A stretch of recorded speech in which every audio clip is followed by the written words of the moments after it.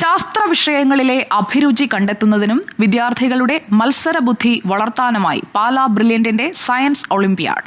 High school വിദ്യാർത്ഥികൾക്കായി 2 ഘട്ടങ്ങളായാണ് പരീക്ഷ.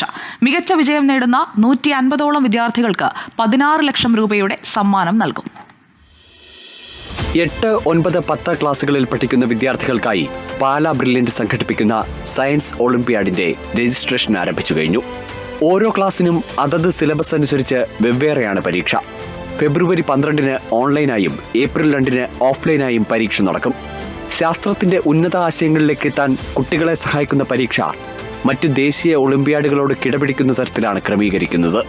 കുട്ടികളുടെ ശാസ്ത്രാഭിരുചി കണ്ടെത്തുകയും മത്സര പരീക്ഷകൾക്ക് പ്രാപ്തരാക്കുകയുമാണ് ഒളിമ്പ്യാഡിന്റെ ലക്ഷ്യം.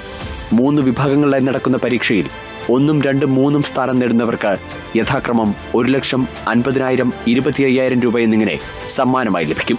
24 കോട്ടയം.